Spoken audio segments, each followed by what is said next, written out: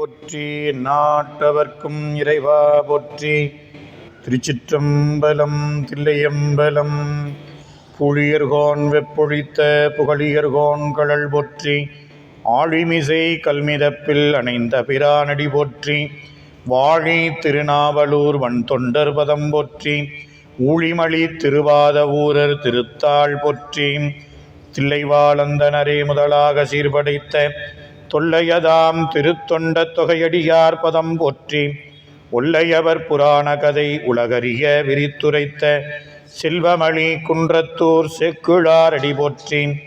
ஈராண்டில் சிவஞானம் பெற்றுயர்ந்த மெய்கண்டார் இணைத்தாள் போற்றி. நாராண்ட பல்லடியார்க்கு அருள் புரிந்த அருள் நந்தி நற்றாள் போற்றி. நீராண்ட கடந்தை நகர் மறைஞான சம்பந்தர் நிழல்தாள் போற்றி. சீராண்ட தில்லை நகர் உமாபதியார் செம்பது மதிருத்தாள் போற்றி. தெளிவு குருவின் திருமேனி காண்டல் தெளிவு குருவின் திருநாமம் செப்பல் தெளிவு குருவின் திருவார்த்தை கேட்டல் தெளிவு குரு ஒரு சிந்தித்தல் தானே. கல்லாலின் புடையமர்ந்து நான்மறை ஆரங்க முதல் கற்ற கேள்வி வல்லார்கள் நால்வர்க்கும் வாக்கிறந்த பூரணமாய் மறைக்கப்பாலாய் எல்லாமாய் அல்லதுமாய் இருந்ததனை இருந்தபடி இருந்து காட்டி சொல்லாமல் சொன்னவரை நினையாமல் நினைந்து பவத்தொடக்கை வெல்வாம். கையிலாய பரம்பரையில் சிவஞான போத நெறி காட்டும் வெண்ணை பயில் வாய்மை கண்டான் சந்ததிக்கு போர் மெய்ஞான பானுவாகி குயிலாரும் பொழில் திரு ஆவடுதுறை வாழ் குரு நமச்சிவாய தேவன் செயலாதி மரபுடையோன் திருமரபு நீடூழி தளைக மாதோம். ஆடக மதுரை அரசே போற்றி. கூடல் இலங்கு குருமணி போற்றி. அருட்குருநாதர் மலரடிகள் போற்றி போற்றி. ஈர்த்தென்னை ஆட்கொண்ட எல்லாம் அல்ல அருள் தரும் அங்கையர்கண்ணீத்தாயாருடன் ஆகிய அருள்நிறை செந்தமிழ் சொக்கநாத பெருமானுடைய திருவடி தாமரைகளை மனமொழி மேகளாலே வணங்கி மகிழ்ந்து இச்சிறியேனை இச்செந்நெறியிலே ஆற்றுப்படுத்தி வரக்கூடிய எந்தை பிரான் அருட்குருநாதருடைய பொன்னார் திருவடி தாமரைகளை மனம் வாக்கு காயத்தினாலே வணங்கி இந்த எழில்ஞான பூசைக்கு வித்திட்டு வழிகாட்டி அருளக்கூடிய நம்முடைய ஞானாசிரிய பெருந்தகையினுடைய பொன்னார் திருவடிகளையும் உள்ளம் உரை உடல் என்று சொல்லக்கூடிய முக்கரணங்களினாலும் வணங்கி எல்லாம் அல்ல அருள் தரும் மரகதவள்ளி தாயாருடன் ஆகிய அருள்நிறை பட்டியம்பெருமானுடைய திருவருட்கருணையும் அந்த பெருமக்களும் குருவருளும் முன்னின்று அருள் செய்ய திருத்தொண்டர் புராணமாகிய ஞான நூலினை தொடர்ந்து சிந்திப்பதற்கும் வழிபாடு செய்வதற்கும் நமக்கு வாய்ப்பு கிட்டியிருக்கின்றது. அவ்வகையிலே இந்த எழில்ஞான பூசைக்கு எழுந்தருள் இருக்கக்கூடிய அடியார் பெருமக்களுடைய திருவடி தாமரைகளையும் அடியேன் வணங்கி மகிழ்ந்து உடைய சேக்கிழார் பெருமானுடைய திருவாக்கிலே கலைமலிந்த சீர்நம்பி கண்ணப்ப நாயனாருடைய புராணத்தை நாம் சிந்தித்து கொண்டிருக்கக்கூடிய அருமையான வேளையிலே அப்பெற்றியின் அந்த மறவர்கள் விடு பகலிகள் பிறகு உற வயிரிடை போய் முன் நடுமுகம் மிசை உருவிட முடுகிய விசையுடன் அக்கொன் முனை அடுசரம் இனம் எதிர் குறுகிய முகம் உருவ தன் எதிர் பொறுவன அப்படிங்கிற நிலையில வேட்டை தொழிலானது நடைபெற்று கொண்டிருக்கக்கூடிய சிந்தனையை நாம் சிந்தித்தோம். அப்படி அந்த கானகத்திலே திண்ணனார் முதலாக வேட்டைக்கு செல்லக்கூடிய கன்னி வேட்டை என்று சொல்லக்கூடிய அந்த வேட்டையிலே தன்னோடு சேர்ந்த வேடுவர்களோடு கானகத்திற்கு சென்று அந்த வேடுவர்கள் எல்லாம் அந்த காட்டை வளைத்து வலையினால் கட்டி தயார் செய்த பிறகு திண்ணனாரிடத்திலே வந்து சொல்ல அதன் பிறகு வேட்டை தொழிலானது ஆரம்பிக்கின்றது. அப்படி அந்த வேட்டையில் என்னென்ன விலங்குகளை எவ்வாறெல்லாம் வேட்டையாடினார்கள் என்பதை கடந்த வகுப்பில் நாம் தெளிவாக சிந்தித்தோம். அப்படி அந்த சிந்தனையில் அந்த சேக்கிழார் பெருமான் அந்த வேட்டை களத்தை நமக்கு அருமையாக காட்டுகின்றார். கருவறை ஒரு தனுவொடு விசை கடுகியதென முனைநேர் குறிசில் முன்விடும் அடுசரமெதிர் கொலைபயில் பொழுதவையே பொறுகரியோடு சின அரியடை புறையற உடல் புகழார் வருமிரவோடு பகல் அணைவன எனமிடையும் அவ்வனமே என்று 82வது பாட்டில் அருமையாக அந்த வனம் எப்படி இருக்கின்றது, இரவோடு பகலும் இருப்பதை போல இருக்கின்றது என்ற நிலையில் நமக்கு எடுத்து காட்டினார். அது மட்டும் இல்லாமல் அந்த வேட்டைக்களம் நீலிடை விசைமிசை குதிகொள நெடுமுகில் தொடை எழுமான் தாளுரு கழல் மறவர்கள் விடு சரம் நிறை தொடர்வன தாம் வாழ் விடுகதிர் மதிப்பிரிவுற வரும் என விழும் உலையை கோலொடு பயில் பனி தொடர் நிலை கொளவுல எதிர்பலவே என்று சேக்கிழார் பெருமான் இந்த வேட்டையின் இருக்கக்கூடிய அந்த தொழிலை அருமையாக நமக்கு கண்முன்னே கொண்டு வந்து காட்டுகின்றார். அப்படி வேடர்கள் விடக்கூடிய அந்த அம்புகளினால் நீண்ட ஆகாய வெளியில் அந்த அம்பு பாய்ந்து மான் இனங்கள் அப்படியே ஆகாயத்தில் பறக்கின்றன. அப்படி பறக்கக்கூடிய அந்த அம்பு வரிசைகளினால் மான் பறக்கின்றன.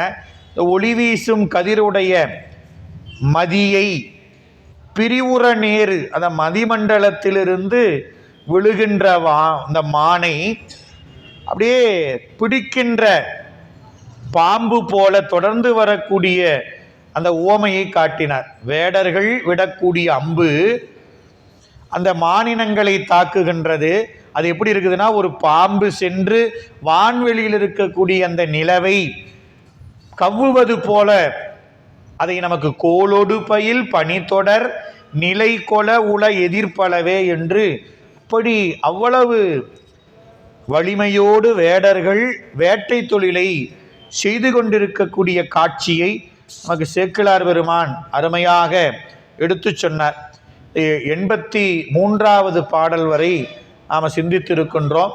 இன்றைய வகுப்பில் 84வது பாடலிருந்து சிந்திக்க இருக்கின்றோம். கடல்விரி புனல் கொல விழுவன கருமுகில் என நிறையே படர்வொடு செறி தழை பொதுளிய பயில் புதல்வனம் அதன்மேல் அடலுரு சரம் உடல்வுற வரை அடியிடம் அலமரலால் மிடை கருமறை கரடிகளோடு விழுவன வனமேதி அப்படின்னு பதிவு செய்கின்றார். அதாவது அலமந்து இருக்கின்றன விலங்குகள். எப்படி? கடல் விரி புனல் கொல அப்படின்னார். அவர்கள் வேடர்கள் விடக்கூடிய அம்பு எப்படி இருக்குதான்? அடல் உரு சரம், வேகமாக வரிசையாக எய்தக்கூடிய அம்புகள் அப்படியே அந்த விலங்கினங்களுடைய உடலில் வரிசையாக சென்று தைக்கின்றது. அதுதான் அடல் உரு சரம் என்று பதிவு செய்கின்றார் சேக்கிழார் பெருமான். அப்படி உடலில் அந்த அம்புகள் தைப்பதனால சரம் உடல் அற, அதனால் அலமருகின்றன. அந்த அம்புகள் தைத்ததனால அந்த விலங்குகள் அப்படியே புதல்வன அதன் மேல் கடல் புனல் கொல கருமுகில் விழும் வன போல இந்த காட்சியை நமக்கு சேக்கிழார் பெருமான் காமிக்கின்றார். அப்படியே இந்த வரிசை பெற படர்ந்து செறிந்தலை நிரம்பிய பசிய புதர்களை உடைய காடு. இந்த காடு எப்பேற்பட்டதுன்னா, பச்சை பசேல்னு இருக்கக்கூடிய அந்த மரங்கள்லாம் விளைந்திருக்கக்கூடிய காடு. அப்படியே வரிசைப்பட அந்த மரங்கள் செறிந்திருக்கின்றன. அப்படி அந்த மரங்கள்லாம் செறிந்திருக்கக்கூடிய அந்த காட்டை சேக்கிழார் பெருமான் கடலை ஓமையாக காட்டி நமக்கு சொல்கின்றார். இந்த அப்படியே இந்த பசும் பசலையோடு இருக்கக்கூடிய இந்த மரங்களை எல்லாம், இந்த சோலையில் புதர்களை பார்க்கும் பொழுது எப்படி கடல்ல நீர் அப்படியே செறிந்து இருக்குமோ அதுபோல இது அப்படியே வரிசையாக இருக்கின்றது. அதுபோல இருக்கக்கூடிய அந்த நிலை வரிசை. கடல் அலையும் சொன்னார். கடல் நீரும் கடல் அலையையும் இந்த வனத்தை காட்டி நமக்கு சொல்கின்றார். அப்படியே அதுக்கு மேலே, கடலுக்கு மேலே அப்படியே வானம், அந்த வானத்தை ஓமிக்கின்றார். கருமறை வனம் மேதி, நல்ல கருப்பு நிறமாக இருக்கக்கூடிய கரடிகளும் மேதி அப்படின்னு சொல்லக்கூடிய அந்த காட்டில் இருக்கக்கூடிய அந்த விலங்கு, நம்ம மாடு காட்டுப்பன்றி உள்ளிட்ட அந்த விலங்குகள்லாம் இப்படி கருகருன்னு இருக்கும். இதையெல்லாம் அந்த காட்டுக்குள்ளே, இந்த வேட்டையாடக்குள்ளே அப்படியே கூட்டம் கூட்டமாக அலமந்து பயந்து ஓடுகின்றது. இதை பார்க்குறப்ப சேக்கிழார் அப்படியே நம்ம காமிக்கிறார். வானத்தில் மழை வருவதற்கு முன்ன அந்த கருமேகங்கள் அப்படியே கூட்டமாக நகரும் பாருங்க, அது மாதிரி இருக்குது அப்படிங்கிறார். இது எங்க? அந்த புதர்களுக்கு இடையே அந்த விலங்குகள்லாம் ஓடுது. எதனால? அலமந்து ஓடு. அலமறுதல் அப்படின்னா வருந்துதல். ஏன் நம்ம தாக்குறாங்க, நம்ம உயிர் பிழைக்கணும் என்று ஓடுகின்றன. இந்த கருமறை அப்படிங்கிறது இடத்துல காட்டு குதிரை. இப்போ இந்த காட்சியை சேக்கிழார் இரவோடு பகல்னு காமிச்சாரு. ரெண்டாவது அந்த அம்புகள் பாம்பை போல அப்படியே பறந்து விழக்கூடிய மானை அம்புகள் தைக்கின்றன. அது எப்படி இருக்குதுன்னா வானத்தில் இருக்கக்கூடிய நிலவை பாம்பு சென்று கவ்வுவதை போல காமிச்சாரு. இப்போ அந்த காட்டு வனத்தை காமிக்கும் பொழுது எப்படி காமிக்கிறார்? அப்படியே விரிந்த நீர், விரிந்து இருக்கக்கூடிய அந்த கடல், அப்படியே இந்த கடல்ல கருமுகில் விழுகின்றன. அப்படியே இந்த கடல்ல நீங்க பார்த்தீங்கன்னா தெரியும், இந்த வானத்தினுடைய கடலினுடைய கடைசியா நமக்கு வானம் தெரியும். இந்த மேகம் எப்படி இருக்கும்னு பார்த்தீங்கன்னா அப்படியே கடல்ல விழுற மாதிரி இருக்கும். சூரியன் உதிக்கிறத பார்க்குறப்ப நம்ம போய் கன்னியாகுமரியில் பார்க்குறோம், கடல்ல இருந்து சூரியன் உதிக்கிற மாதிரி தெரியும், அது கடல்ல சென்று மறையிற மாதிரி தெரியும். ஆனால் அப்படி இல்லை, ஆனால் காட்சி அப்படிதான் இருக்கும். அப்போ சேக்கிழார் காமிக்கிற அந்த கடல் போல இருக்கக்கூடியது வனம். அதில் அந்த காட்டு குதிரை, கரடி போன்ற அந்த கருநிறமுடைய விலங்குகள்லாம் கடல்ல விழுவனை போல விழுவன கருமுகிலென நிறை அடல் உரு சரம் உடல் உற வரை அடியிடம் அலமரலால். அப்படி காட்டு குதிரைகளும் கரடிகளும் காட்டு எருமைகளும் அப்படியே வேடர்களுடைய அம்பு தைத்து கூட்டங்கூட்டமாக விழுந்து கிடக்கின்றன அப்படிங்கிற காட்சியை நமக்கு காமிக்கிறார். பல துறைகளின் வெறுவரலோடு பயில்வலை அற நுழைமா உளமோடு படர்வன தகை உற உரு சினமோடு கவர்நாய் நிலவிய இருவினை வலையிடை நிலை சுழல்பவர் நெறிசேர் புலன் உரு மனநிடை தடை செய்த பொறிகளின் அளவுளவே அப்படின்னு அருமையா இந்த பாடல்ல சொல்றார். இந்த பாடல்ல அடுத்த 2 வரி, 3வது வரியும் 4வது அடியும் முக்கியமான இடம், ஆழ்ந்த பொருளுடைய வரிகள்.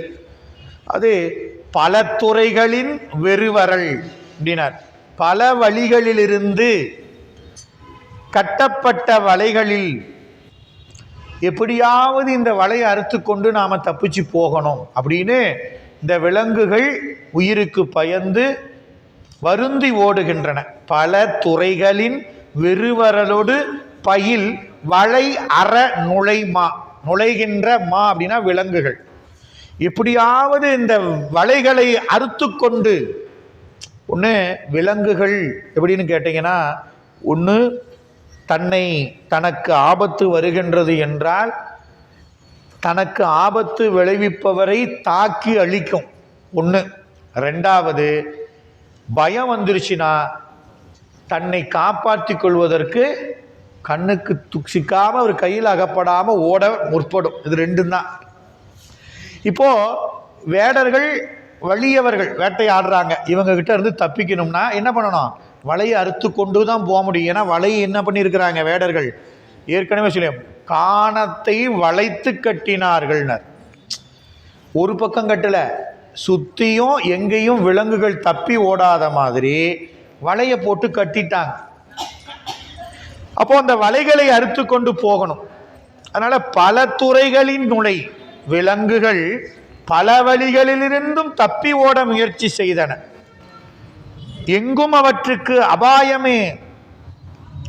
எங்க பார்த்தாலும் இந்த பக்கம் பார்த்தாலும் நிற்கிறான் அம்பு வச்சுக்கிட்டு, இந்த பக்கம் பார்த்தாலும் நிற்கிறான், நாட்புறமும் சுற்றி பார்த்தாலும் அம்பு வச்சுக்கிட்டு தயாராக நிற்கிறான். அதனால் அவங்ககிட்ட இருந்து என்ன பண்ணணும்? இப்போதைக்கு தப்பிச்சு போகணும் அப்படின்னு இந்த விலங்குகள் என்ன பண்ணுது? அப்படியே எங்கே பார்த்தாலும் அபாயமாகவே இருக்கின்றது. அதனால் பயந்து வலைகளை அறுத்து கொண்டு அப்படியே நுழைகின்றது விலங்குகள் எல்லாம். உலகோடு படர்வன தகை உற உரு சினமோடு கவர்நாய். அப்படியே அப்படி தப்பிச்சு போகிறதுக்காக வலை அறுக்கக்கூடிய விலங்குகளை வேடர்கள் முன்னால் ஏவி விட்டாங்க பாருங்க. அந்த நாய்கள் விடுமா? விடாது. எங்கே தப்பிச்சு போகிறீங்க அப்படின்னு அந்த நாய்கள் சென்று என்ன பண்ணுது, உரு சினத்தோடு வேட்டையில் பயிற்சியோடு இருக்கக்கூடிய அந்த நாய்கள் என்ன பண்ணுறங்க, கோபமாக சென்று தப்பி ஓடக்கூடிய விலங்குகள் மீது பாய்கின்றது. உளமொடு படர்வன தகை உற உருசினமோடு கவர்நாய். தப்பிச்சு போற விலங்குகளை அந்த நாய்கள் சென்று கவர்கின்றன, அப்படியே பாய்ந்து அப்படியே தடுக்கின்றன. இதை சேக்கிழார் காமிக்கிற இந்த காட்சியை பார்த்துட்டீங்கல்ல. என்ன காட்சி? பயந்து விலங்குகள் வலையை அறுத்து கொண்டு போறதுக்கு முயற்சி செய்து, ஆனா வேட்டை நாய் என்ன பண்ணுது, அந்த விலங்குகள் தப்பிச்சு போகாத மாதிரி, வலையை அறுத்து கொண்டு போகாத மாதிரி சினமோடு சென்று கவர்கின்றது. இப்போ கோபத்தோடு அந்த நாய்கள் விலங்குகளை பிடிக்கின்றன. இந்த வேட்டை காட்சியை பார்த்துட்டீங்கல்ல. இது எப்படி இருக்கு தெரியுமா? சேக்கிழார் சொல்றாரு, இதை பார்க்குறப்ப சேக்கிழார் ஒரு சைவ சித்தாந்தம் சொல்றார். இந்த இடத்துல இந்த சைவ சித்தாந்த நுட்பத்தை அருமையாக சொல்றார். இந்த வேட்டை காட்சி வச்சு, நிலவிய இருவினை வலை.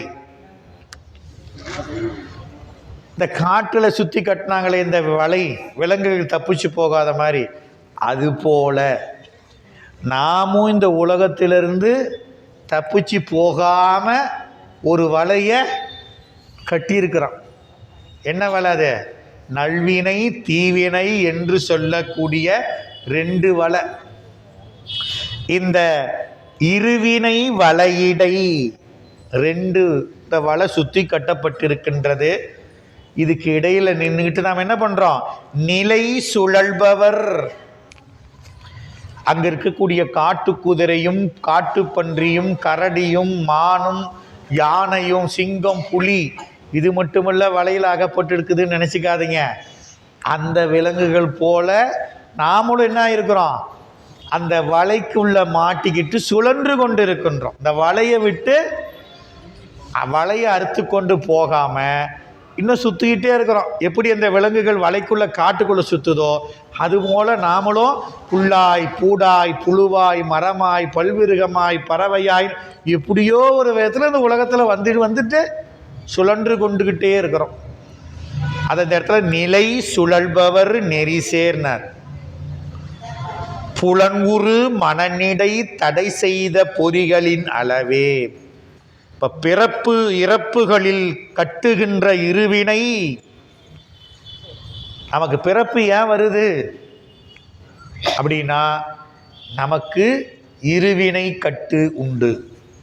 இந்த 2 வினையினாலும் இருவினைகளாலும் நமக்கு பிறப்பை இறைவன் தருகிறான். வேற வழி இல்லை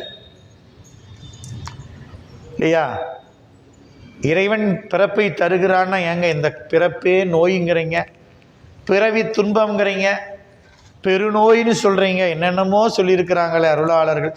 இந்த பிறப்பை ஏங்க இறைவன் தரணும்? அழகாக அப்படியே கொண்டு போய் கைலாயத்தில் நம்மளை வச்சுக்கலாம்ல இல்லையா?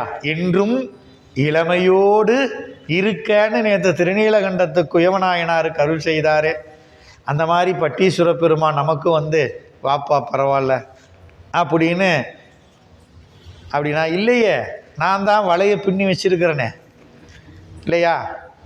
இருவினை அப்படின்னு சொல்லக்கூடிய கட்டு, அந்த வலையிடைப்பட்டு தன் நிலை கலங்கி, தன்னுடைய நிலை ஆன்மா தன்னுடைய நிலைத்தன்மை மறந்து, இந்த உடம்புதான் நான் என்று மயங்கி உடம்புக்காக உடலால் பெறக்கூடிய அனுபவத்தையே பெரிது என்று கருதி, எப்படி கருதுகின்றது? ஐம்பொறிகள் ஐம்புலன்கள் வாயிலாக கண்டதே காட்சி கொண்டதே கோலம் அப்படிங்கிற நிலையில சுழன்று கொண்டே இருக்கின்றது.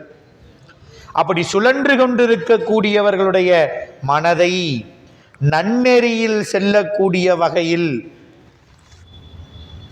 நன்னெறிக்கு போகாம தடுப்பது எதுன்னா நம்முடைய 5 பொறிகள். வலையை அறுத்துக்கிட்டு செல்லக்கூடிய வகை அதான் நன்னெறி. நன்னெறியாம் அந்நெறி. அந்த நன்னெறிக்கு நாம எப்படியாவது வலையை அறுத்துக்கிட்டு போலான்னு முயற்சி பண்ணாம கூட இருக்கிறோமே, அதுக்கு மேலே நாம் வலையில் இருக்கிறோன்னே தெரியாமல் இருக்கிறோம். அதுதான் இன்னும் கொடுமை. வலையில் சிக்கியிருக்கிறோம்னே தெரியல நமக்கு.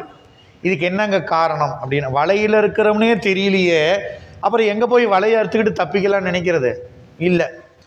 அதற்கு தடை செய்கின்றது எதுனா பொறிகளின் அளவு. அந்த தடை செய்த ஐம்பொறிகளை போல அப்படின்ட்டார். புலனுறு மனநிடை தடை செய்த பொறிகளின் அளவு உளவே. ஆக நமக்கு நல்வினை தீவினை என்னும் இருவினைகள் ஆன்மாக்களை பிறப்பு இறப்புகளுக்கு உட்படுத்துகிறது. எப்ப எத்தனை தடவை தெரியல. மீள மீள உலகில் வந்து போய் சிவபெருமான் ஒருவர் தான் மணிவாசகர் சொன்ன மாதிரி போக்கும் வரவும் புணர்வும் இல்லாதவன். நாமளா போக்குவரத்து செஞ்சுக்கிட்டே இருக்கிறோம்.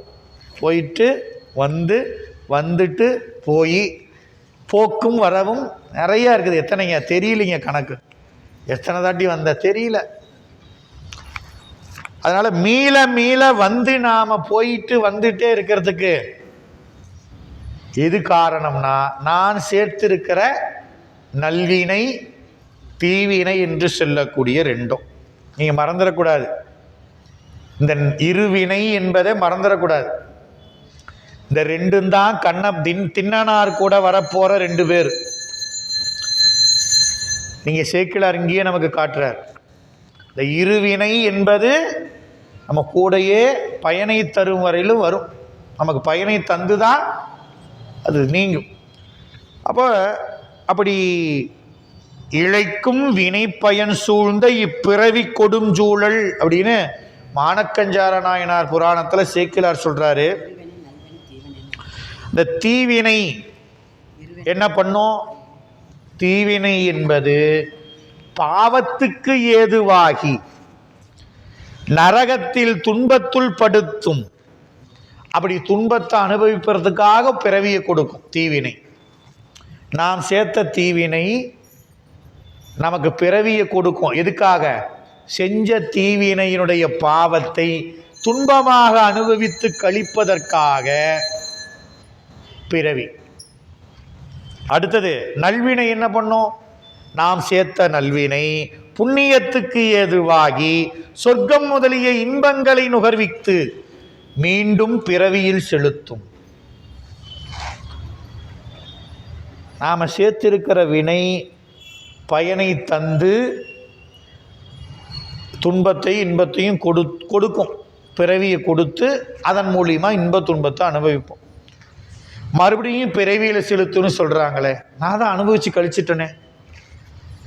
நான் செஞ்ச தீவினைக்கு பாவம் வந்துச்சு, நீங்கள் சரி அதுதான் துன்பத்தை ஏகப்பட்டது அனுபவிச்சிட்டேனே, தீர்ந்திருக்குமா கணக்குன்னா சிவபெருமானுக்கு தான் தெரியும். அடப்பாவி தீர்ந்திருக்குமா? நோட்டு 10 வாங்கி எழுத நோட்டே 10 அப்படின்னு அவருக்கு தான் தெரியும்.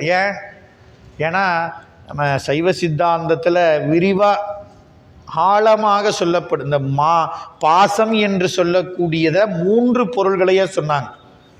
மொத்தமே 3 பொருள் தான் சைவ சித்தாந்தத்தில். பதி பசு பாசம்பாங்க. ஆனால் அந்த பாசம் என்பது எதுன்னா ஆணவம் கண்மம் மாயை. இந்த ஆணவம் வழிது. இந்த ஆணவம் தானாக ஆணவம் அறியாமை எதன் அடிப்படையில் வேலை செய்யும் அப்படின்னா, நம்ம வினையை ஈட்டச் செய்து அதன் வாயிலாக நம்ம பிறவியை கொண்டு கொடுக்குற வேலையை அது செய்யும். அதுக்கு துணை செய்வது மாயை.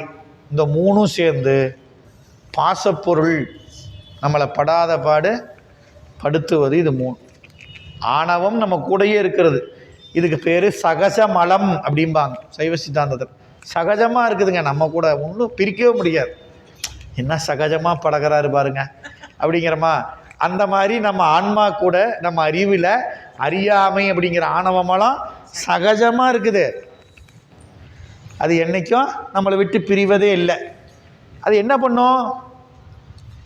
போன ஜென்மத்தில் நான் செஞ்ச வினையின் காரணமாக இன்பத் துன்பத்தை நுகரும் பொழுது விருப்பு வெறுப்புகளை கொடுக்கும். ஆணவமலம் விருப்பு வெறுப்பு கொடுத்தா என்ன ஆகும்னு கேட்குறீங்களா? நான் அனுபவித்து தீர்க்க வேண்டியதை விட்டுட்டு அனுபவித்து தீர்க்கிற அந்த வேலையில் பல வினைகளை நான் சேர்த்துக்கொள்ள சூழல் அமைஞ்சிடுது. ஒரு துன்பத்தை அனுபவிக்கிறதுக்குள்ள 100 வினைகளை நான் சேர்த்துக்கிறேன். நல்வினையானாலும் சரி, தீவினையா. ஒரு இன்பத்தை அனுபவிக்கிறதுக்குள்ள எப்படின்னா, ஒரு துன்பம் வருது எனக்கு அப்படின்னா என்ன நினைக்கிறேன்? தொண்டை கரகரங்குது அப்படின்னு உடனே மறுபடியும் நோய் வர்றதுக்கு முன்னால் போய் அதை ஏதோ பண்ணி முடிச்சு நம்ம நோயிலேருந்து காப்பாற்றிக்கணும் அப்படின்னு ஏதோ ஒரு வேலையை செய்கிறேன். அதுபோல் ஒரு இன்பம் வருது, நாளைக்கு வரப்போகுது அப்படின்னா சரி நாளைக்கு வருதுல வரட்டும்னு இருப்பேனா? இல்லை, நாளைக்குள்ளே யாருங்க பொறுக்கிறது, வேறு யாராவது வாங்கிட்டு போயிட்டா. இன்றைக்கே அதை அடையணும்னு நினைக்கிறேன். விருப்பம். துன்பம் வர்றப்ப வெறுக்கிறேன். ஐயோ காய்ச்சல் வந்துடக்கூடாது, யாரா படாத பாடு படுறது. எப்படியாவது இன்றைக்கே ஒரு டாக்டர் காய்ச்சல் வர மாதிரி இருக்குது, எதுக்கு ஒரு ஊசி போட்டுருங்க, ஆமாம் அப்படின்னு காய்ச்சல் வரக்கூடாது அப்படின்னு துன்பத்தை அனுபவிப்பதை வெறுத்தும். இன்பம் அனுபவிக்கிறப்ப நாளைக்கு ஏங்க தள்ளி போட்டுட்டு இன்றைக்கே கொடுங்க, கூகுள் பேவில், பேங்க் இல்லைன்னா பரவாயில்ல கூகுள் பேவில் அனுப்புங்க அப்படின்னு இன்பம் வரும்பொழுது விரும்பியும் துன்பம் வரும்போது வெறுத்தும். இப்படி வெறுத்தும் விரும்பியும் செய்யறப்ப என்ன ஆகுதுன்னா, இந்த விருப்பு வெறுப்பினால் நாம் மேற்கொள்ளக்கூடிய முயற்சிகள் என்ன ஆயிடுது? எனக்கு வினையை சம்பாரிச்சு கொடுத்துடும். இப்படிதான் நல்வினையும் தீவினையும் பாவ புண்ணியத்துக்கு ஏதுவாகி ஆன்மாக்களை பிறவி கடல்ல தள்ளுது. சுத்திக்கிட்டே இரு. கரங்கோலை போல்வதோர் காய பிறப்போடு இறப்பென்னும் அறம்பாவம் தவிர்த்தென்னை ஆண்டான். மணிவாசகர் சொல்றார். காத்தாடி மாதிரி சுத்துதே, நிற்கிறப்ப தான் அது 3 ரெக்கை இருக்குதுன்னு தெரியும், சுத்துறப்ப பார்த்தீங்கன்னா தெரியலிங்க எத்தனை. அதுபோல் நம்ம பிறப்பு தெரியவே தெரியாது. நாம் புல் பூடுன்னு என்றமே, புல்லாக எத்தனை பிறவின்னு தெரியல. புல் எடுத்துக்கிட்டிங்கன்னா எத்தனை இருக்குது, ஒரு செடி எடுத்துக்கிட்டால் எத்தனை இருக்குது. செடின்னு சொல்கிறோம், வகை தான் அது, வெரைட்டி எத்தனை, அது ஒரு. அந்த மாதிரி நம்ம பிறவிங்கிறது கணக்கே தெரியாது. அப்போ அப்படி பிறவிக்கு ஏதுவாகி உயிர்களை சுழல்விக்கின்றன. அதனால இருவினை வளையிடை நிலை சுழல்பவர் நெறிசேர் புலனுறு மனநிடையினர். அப்போ ஒருவருக்கு ஞானத்தை தடுத்து பந்தமுறுத்துதற்கு பொன் விலங்கும் இரும்பு விலங்கும் போல அப்படியே தம்முள் சமப்படுத்துணரப்படுவனாகி அறம் பாவம். இந்த அருமையா சொல்றாரு பாருங்க. ரெண்டுமே நமக்கு விலங்கு தான். இல்லைங்க, எனக்கு தங்கத்துல விலங்கு போட்டிருக்கிறாங்க.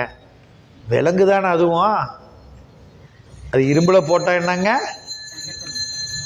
நீ துன்பமா இருந்தாலும் இன்பமா இருந்தாலும், நல்வினை செய்தாலும் தீவினை செய்தாலும், பாவம் என்பது இரும்பு விலங்கு போல, புண்ணியம் என்பது தங்கத்துல போட்ட விலங்கு மாதிரி.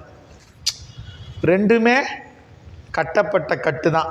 அறம் பாவம் என்னும் அரும் கயிற்றால் கட்டி, அதுக்கப்புறம்தான் இந்த தோலை உள்ள கட்டியிருக்கிறானே அந்த கட்டு தெரியுதா? அது எங்கெங்க தெரியுது இல்லைங்களா?